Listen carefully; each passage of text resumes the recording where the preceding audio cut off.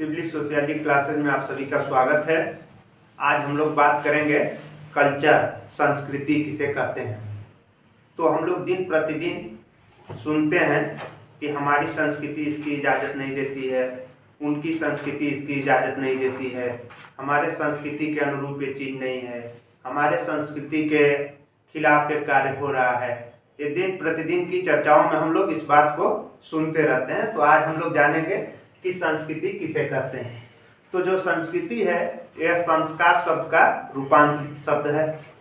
संस्कृति संस्कार शब्द का रूपांतरित शब्द है और संस्कार को हम लोग पिछले वीडियो में पढ़ चुके हैं कि हिंदू धर्म में, हिंदू संस्कृति में संस्कार कितने प्रकार के होते थे, इसके बारे में हम लोग चर्चा कर चुके हैं।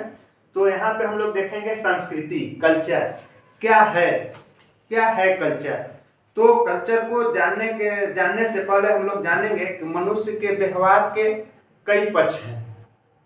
मनुष्य के व्यवहार के बिहेवियर के कई पक्ष हैं, जिसमें बायोलॉजिकल पक्ष भी है और मनोवैज्ञानिक साइकोलॉजिकल पक्ष भी है और आपका सोशल बिहेवियर है। तो जो बायोलॉजिकल पक्ष है उसमें आपका भूख लगना, नींद आना और चलना, ये सारी बातें आ जाती हैं। जो आपका मनोवैज्ञानिक व्यवहार है, साइकोलॉजिकल बिहेवियर है, उसमें आपका सोचना, डरना, ये सब बातें आ जाती हैं। सामाजिक व्यवहार में आपका क्या आएगा, तो आचार विचार, आपका रहन सहन, आपका तौरो तरीका, आपका अभिवादन करने का तरीका किसी को, ये सारी बातें आपके दिन प्रतिदिन की जो बातें हैं, रहन सहन, वो सामाजिक व्यवहार में आ जाएगा। तो अब हम देखेंगे कि संस्कृति किसे कहते हैं। तो अगर देखा जाए तो कहा जा सकता है कि संस्कृति के अंतर्गत हम जैविकी व्यवहार तथा मनोवैज्ञानिक व्यवहार को नहीं लेते। जैविकी और मनोवैज्ञानिक व्यवहार को नहीं लेते। संस्कृति मानव व्यवहार का वह पक्ष है जिसे व्यक्ति समाज के सदस्य के रूप में सीखता है।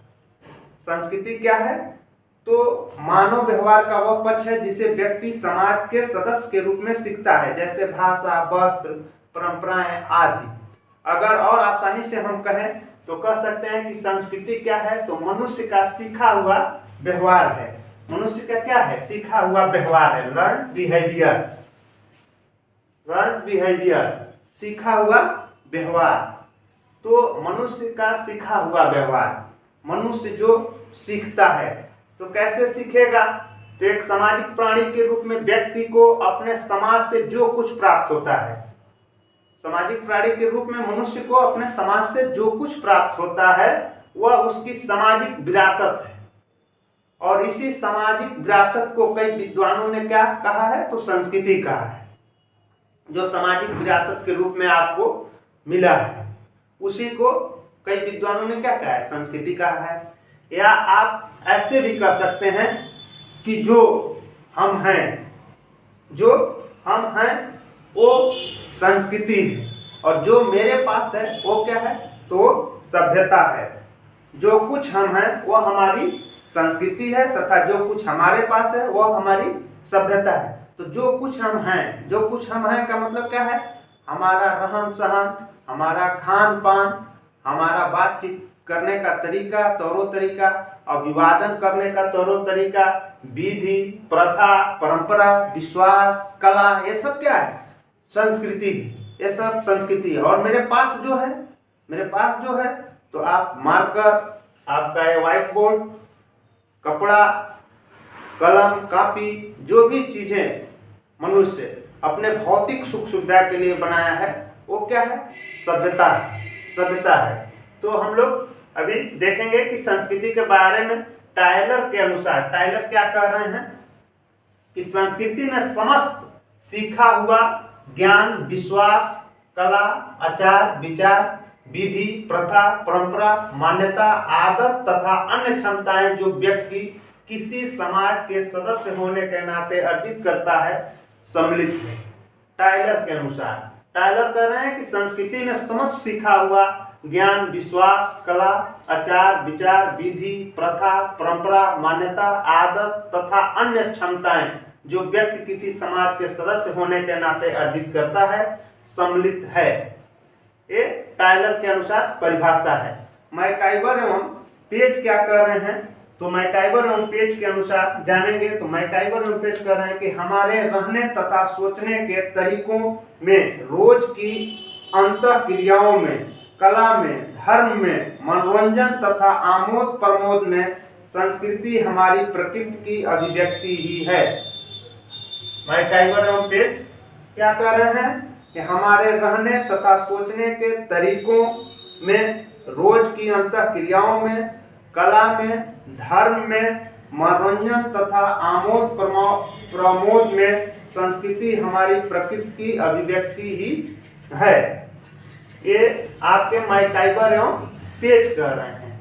फिर कहा जा रहा है कि एक सामाजिक प्राणी के रूप में व्यक्ति को अपने समाज से जो कुछ प्राप्त होता है वह उसकी सामाजिक विरासत है, और इसी सामाजिक विरासत को कई विद्वानों ने क्या कहा है, तो संस्कृति की संज्ञा दी है। इसी सामाजिक विरासत को जो आप अपने पूर्वजों से पाए हैं, जो आप अपने पूर्वजों से क्या पाए हैं, तो भाषा, धर्म, रहन सहन के तौर तरीका, रीति रिवाज, परंपराएं, मान्यताएं, प्रथाएं, जो कुछ भी आप अपने पूर्वजों से विरासत के रूप में पाए हैं वही संस्कृति है। अब संस्कृति कितने प्रकार का होता है, तो आगबर्न एक साइंटिस्ट है, आगबर्न कह रहे हैं कि जो संस्कृति है वो 2 प्रकार की होती है। आगबर्न के अनुसार संस्कृति कितने प्रकार की होती है, तो संस्कृति 2 प्रकार की होती है। पहली संस्कृति भौतिक संस्कृति, भौतिक मैटेरियल कल्चर। दूसरा अभौतिक संस्कृति नॉन मैटेरियल कल्चर। तो अब भौतिक संस्कृति क्या होता है, और भौतिक संस्कृति को ही हम सभ्यता भी कर सकते हैं। आप लोग यही याद रखिएगा, अभी हम लोग सभ्यता की भी चर्चा करेंगे। तो भौतिक संस्कृति, अकबर ने भौतिक संस्कृति के अंतर्गत समस्त मूर्त वस्तुएं या चीजों को सम्मिलित किया है जिसे हम प्रत्यक्ष रूप से देख या छू सकते हैं या मानव द्वारा प्रत्यक्ष रूप से निर्मित होती है। तो भौतिक संस्कृति क्या होती है, भौतिक संस्कृति के अंतर्गत समस्त मूर्त वस्तुओं का समावेश किया गया है। जो दिखाई देता है, जिसे हम लोग छू सकते हैं, वो क्या कहलाता है, भौतिक संस्कृति कहलाता है। जो दिखाई दे, जिसे हम लोग छू सकते हैं, और जो मानव निर्मित हो, वो भौतिक संस्कृति कहलाता है। जैसे मकान, जैसे मकान, दुकान, कपड़ा, फर्नीचर, रेडियो, गाड़ी, उपकरण, बर्तन, यानी कि जो आपके भौतिक सुख सुविधा के लिए बनाया गया है। पंखा, घर, घड़ी, मोबाइल, जो भी चीजें आपकी आवश्यकताओं की पूर्ति करती है, जिनसे आपको भौतिक सुख मिलता है, जो आप अपने भौतिक सुख सुविधाओं के लिए निर्मित किए हैं, वो क्या है, भौतिक संस्कृति कहलाती है। और भौतिक संस्कृति क्या होता है, तो संपूर्ण सामाजिक विरासत का वह भाग जो कि अमूर्त तथा मानव निर्मित होते हैं। और भौतिक संस्कृति क्या है, अमूर्त होता है, लेकिन ये भी मानव निर्मित ही है। भौतिक संस्कृति भी अमूर्त होता है और मानव निर्मित ही है। तो अभौतिक संस्कृति को हम छू और देख नहीं सकते हैं। इसके अंतर्गत क्या क्या आता है, तो धर्म, इसके अंतर्गत अभौतिक संस्कृति के अंतर्गत क्या क्या आएगा, तो धर्म, प्रथा,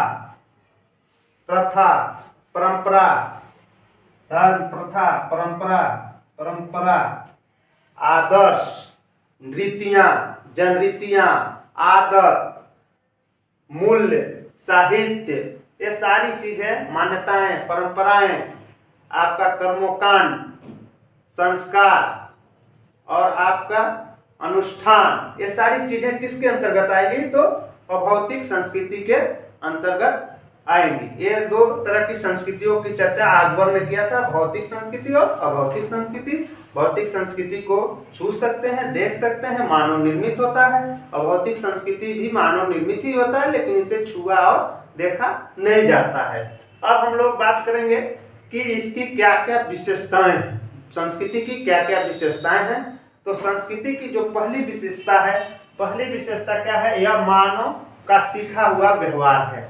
मानव का क्या है, लर्न बिहेवियर, सीखा हुआ व्यवहार, लर्न बिहेवियर, सीखा हुआ व्यवहार, मानव का सीखा हुआ व्यवहार है।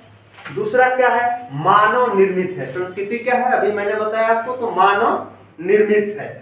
तीसरा, पीढ़ी दर पीढ़ी, पीढ़ी दर पीढ़ी क्या होती है, संस्कृति एक पीढ़ी से दूसरी पीढ़ियों में हस्तांतरित होती है, पीढ़ी दर पीढ़ी हस्तांतरित होती है, अपने आप में पूर्ण होती है। दुनिया की सारी संस्कृतियां अपने आप में क्या होती हैं, तो पूर्ण होती हैं। उसके बाद किसी भी संस्कृति का दूसरे संस्कृति से तुलना नहीं की जा सकती है, क्योंकि सारी संस्कृतियां अपने आप में क्या है, पूर्ण है, इसलिए इसका तुलना संभव नहीं है या तुलना नहीं की जा सकती।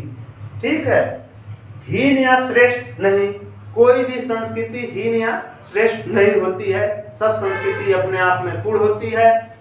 पशुओं में संस्कृति नहीं पाई जाती है, पशुओं में संस्कृति का समावेश नहीं होता है, और मनुष्य पशुओं से अलग इसी बेस पे है कि पशुओं में संस्कृति नहीं पाई जाती है और मनुष्यों में संस्कृति पाई जाती है।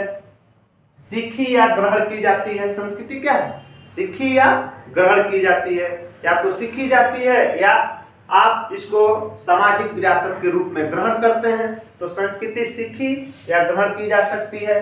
सभी समाज की अपनी अलग अलग संस्कृति होती है, सभी समाज की अपनी अलग अलग रहन सहन होता है, पहनावा होता है, वेशभूषा होता है, खान पान होता है, जो उनको उनके पूर्वजों से मिला है। तो मानवीय आवश्यकताओं की पूर्ति करती है संस्कृति। संस्कृति क्या करती है, आपकी मानवीय आवश्यकताओं की पूर्ति करती है, मानवीय व्यवहारों को नियंत्रित करती है। संस्कृति मानवीय व्यवहारों का नियंत्रण में रखती है, नियंत्रित करती है। गतिशीलता तथा अनुशीलता पाई जाती है, संस्कृति में क्या है, गतिशीलता और अनुशीलता भी पाया जाता है। और जीवन शैली प्रदान करती है, संस्कृति मनुष्य को एक जीवन शैली प्रदान करती है, जीवन जीने का तौर तरीका देती है। उसके बाद से सदस्यों के लिए आदर्श है, संस्कृति प्रत्येक सदस्यों के लिए, जो जिस संस्कृति में निवास करता है या जिस संस्कृति को मानता है वो उसके लिए आइडियल होता है, आदर्श होता है। उसके बाद सामाजिक गुण निहित होता है, दुनिया के सारे संस्कृतियों में जो सामाजिक गुण निहित होता है, जो जिस समाज के संस्कृति को मानता है उसका सामाजिक गुण उसमें निहित होता है। तो ये क्या रहा, संस्कृति की विशेषताएं रही। अब हम लोग बात करेंगे संस्कृति के नियामक कंपोनेंट्स या घटक के, संस्कृति के नियामक या घटक, कंपोनेंट्स ऑफ कल्चर। तो संस्कृति जो है अखंड नहीं है, संस्कृति कई सारे छोटे छोटे इकाइयों से मिलकर निर्मित होती है। तो संस्कृति में जो पहला इकाई है उसको हम लोग बोलते हैं सांस्कृतिक तत्व। पहला जो एलिमेंट है, संस्कृति का निर्माण जो है कई सारे एलिमेंटों से मिलकर होता है। एक और जो संस्कृति है एकल इकाई नहीं है, कई सारे इकाइयों से मिलकर इसका निर्माण होता है। तो जो उसमें पहला कंपोनेंट है उसको हम लोग कहते हैं सांस्कृतिक तत्व। सांस्कृतिक तत्व, कल्चरल ट्रेट या एलिमेंट। फिर दूसरा जो है उसको कहते हैं सांस्कृतिक संकुल, आपका कल्चरल कॉम्प्लेक्स, और तीसरा है सांस्कृतिक कल्चरल पैटर्न, सांस्कृतिक प्रतिमा और सांस्कृतिक क्षेत्र। तो अब ये क्या होता है इसके बारे में हम लोग जानेंगे। तो जो ये सबसे सांस्कृतिक तत्व है या संस्कृति की लघुत्तम इकाई है, और संस्कृति स्वयं एक इकाई नहीं है बल्कि वह कई छोटी बड़ी इकाइयों का योग है। संस्कृति की इसी सबसे छोटी इकाई को सांस्कृतिक तत्व कहते हैं। जैसे पूजा को लें, पूजा के अंतर्गत प्रसाद, कर्मकांड, विशेष वस्त्र आदि कई इकाइयां, इनमें से एक प्रसाद या उपवास सांस्कृतिक तत्व होगा, सांस्कृतिक तत्व कहलाएगा। जैसे पूजा में आप देखेंगे तो उस पूजा में कई सारे छोटे छोटे एलिमेंट मिले होते हैं। जब कोई पंडित जी या ब्राह्मण पूजा कराता है तो आप देखेंगे वेशभूषा भी उनका अलग रहता है, और जो जिनके साथ पूजा कराया जाता है वो भी उनका भी कपड़ा अलग पहने रहते हैं। वहाँ पे प्रसाद रखा रहता है, वहाँ पे तमाम सारी चीज़ें, अगरबत्ती और तमाम सारी चीज़ें देखने को आपको मिलेगी। आदमी व्रत रहता है। तो इसमें जो इनमें से एक प्रसाद को हम लोग क्या कर सकते हैं कि सांस्कृतिक एलिमेंट है। और ये जो सांस्कृतिक एलिमेंट हैं, छोटे छोटे एलिमेंट जो हैं, ये मिलकर क्या करते हैं तो सांस्कृतिक संकुल, सांस्कृतिक कॉम्प्लेक्स का निर्माण करते हैं। सांस्कृतिक कॉम्प्लेक्स का मतलब क्या है, तो ये आदमी में घुल मिल जाते हैं, आदमी के साथ घुल मिलकर रहते हैं। जैसे अगर हम इसका उदाहरण दें तो कहा जा सकता है कि अगर स्त्रियों के सौंदर्य संकुल को लिया जा सकता है, इस संकुल के अंतर्गत चूड़ी, कंगना, आभूषण, सिंदूर, बिंदी, सुरमा, तेल, नाखूनों की लाली, लिपस्टिक आदि अनेक वस्तुएं सांस्कृतिक संकुल के अंतर्गत आती हैं। और सांस्कृतिक संकुल किसे कहते हैं तो कहा जाएगा कि यह सांस्कृतिक तत्वों की एक प्रमुख विशेषता यह है कि वह घुल मिलकर रहते हैं। जब कुछ सांस्कृतिक तत्व आपस में घुल मिलकर किसी मानवीय आवश्यकताओं की पूर्ति करते हैं तो उसे हम सांस्कृतिक संकुल कहते हैं। जब सांस्कृतिक एलिमेंट घुल मिलकर किसी मानवीय आवश्यकताओं की पूर्ति करते हैं, मानव के साथ रहते हैं, तो उसे हम लोग क्या करते हैं, कहते हैं सांस्कृतिक संकुल कहते हैं। और जब ये सांस्कृतिक संकुल क्या करते हैं कि संपूर्ण संस्कृति की विशेषताएं व्यक्त करते हैं। संपूर्ण संस्कृति की विशेषताएं सांस्कृतिक कॉम्प्लेक्स जब व्यक्त करते हो तो उसी को हम लोग कहते हैं सांस्कृतिक प्रतिमान। यानी कि जब वो दिखाई देने लगे या समझ में आने लगे कोई बात, तो उसी को हम लोग क्या कहते हैं, जैसे रहन सहन, उसी को हम लोग क्या कहेंगे, सांस्कृतिक प्रतिमान। और सांस्कृतिक क्षेत्र क्या होता है तो अलग अलग जगहों पे, अलग अलग क्षेत्रों में अलग अलग तरह की संस्कृतियां पाई जाती है, उसको हम लोग सांस्कृतिक क्षेत्र कहेंगे। ये बातें तो हो गई संस्कृति की। अब हम लोग बात करेंगे सभ्यता, सिविलाइजेशन। सभ्यता किसे कहते हैं तो सिविलाइजेशन के बारे में हम लोग थोड़ा सा यहाँ देखेंगे कि सभ्यता किसे कहते हैं। तो सभ्यता जो है, सिविलाइज शब्द लैटिन भाषा के सिविटास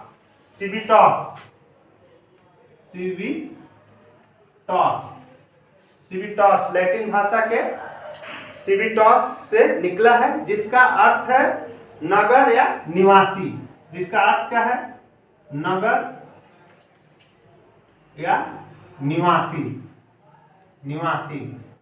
तो सिविलाइजेशन सभ्यता या सिविलाइट शब्द जो है, सभ्य या सिविलाइट शब्द लैटिन भाषा के सिविटास से निकला है, जिसका अर्थ है नगर या निवासी। या ऐसे कहा जा सकता है कि मानव उपयोगिता के लिए मानव निर्मित वस्तुएं क्या कहलाती हैं, सभ्यता कहलाती हैं। जैसे हमने पीछे चर्चा भी किया कि जो हम हैं वो संस्कृति है और जो मेरे पास है वो क्या है, सभ्यता है। तो मेरे पास क्या है इस समय, मार्कर है, व्हाइट बोर्ड है, कपड़ा है, घड़ी है, मोबाइल है। ये सारी चीजें क्या हैं, जो मानव उपयोगिता के लिए मानव निर्मित वस्तुएं हैं। मानव उपयोगिता के लिए मानव निर्मित वस्तुएं क्या कहलाती हैं, सभ्यता कहलाती हैं। मैकाइवर एवं पेज के अनुसार, मैकाइवर एवं पेज कह रहे हैं कि भौतिक संस्कृति ही सभ्यता है। सभ्यता से तात्पर्य भौतिकवादी विकास से है। सभ्यता का विकास मानव के आवश्यकता या उपयोगिता के दृष्टिकोण से देखा जाता है। मानव के जैसे जैसे आवश्यकताएं बढ़ी, उसने उन्हें पूरा करने के लिए तरह तरह की वस्तुएं बनाई। इस प्रकार मानव उपयोगिता के लिए मानव निर्मित वस्तुएं ही क्या है, सभ्यता है। जैसे गर्मी से बचने के लिए मानव ने क्या बनाया, पंखा, कूलर, एसी, बात करने के लिए टेलीफोन, बैठने के लिए कुर्सी, रहने के लिए भवन। ये सभी वस्तुएं क्या है, सभ्यता है। सभ्यता की विशेषताएं, तो सभ्यता मानव निर्मित वस्तुओं का प्रतिनिधि है। सभ्यता की जो विशेषताएं हैं, तो सभ्यता पहली विशेषता क्या है, सभ्यता मानव निर्मित वस्तुएं हैं। सभ्यता के विकास को मापा जा सकता है। सभ्यता के विकास को मापा जा सकता है। दो सभ्यताओं के बीच तुलना संभव है। दो सभ्यताओं की तुलना की जा सकती है। सभ्यता मूर्त होती है। सभ्यता से मानवीय आवश्यकताओं की पूर्ति होती है। सभ्यता में परिवर्तन तीव्र गति से होता है और सभ्यता का प्रसार सरल है। सभ्यता का प्रसार सरल है। अब संस्कृति और सभ्यता में क्या अंतर है, तो सभ्यता को नापा जा सकता है, संस्कृति को नहीं।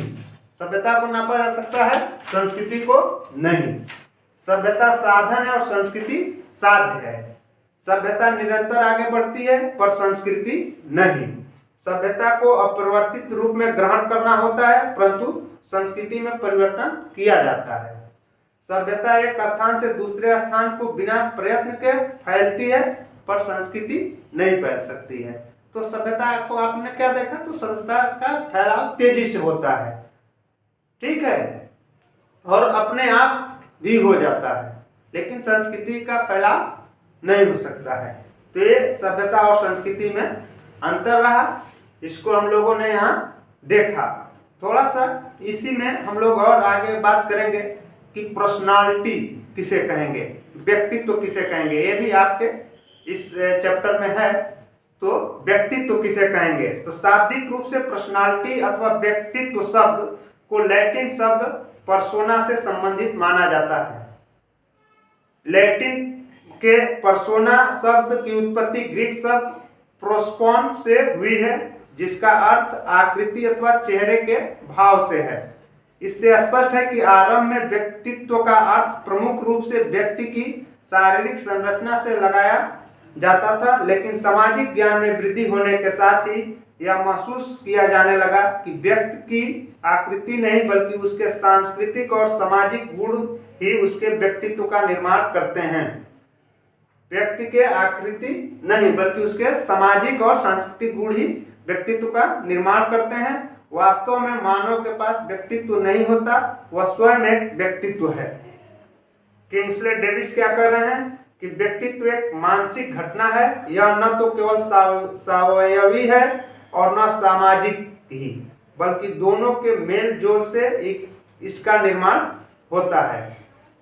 किंग्सले डेविस कह रहे हैं व्यक्तित्व एक मानसिक घटना है, यह न तो केवल सावयवी है और न सामाजिक ही, बल्कि दोनों के मेल जोल से इसका निर्माण होता है। लेपियर के शब्दों में यह कहा जा सकता है कि व्यक्तित्व उन सभी गुणों की संपूर्णता का नाम है जिन्हें व्यक्ति ने सामाजिकरण की प्रक्रिया द्वारा प्राप्त किया है। व्यक्तित्व उन सभी गुणों की संपूर्णता का नाम है जिन्हें व्यक्ति ने सामाजिक प्रक्रिया के द्वारा प्राप्त किया है। तो ये आपका रहा, और आज के लिए इतना ही। धन्यवाद।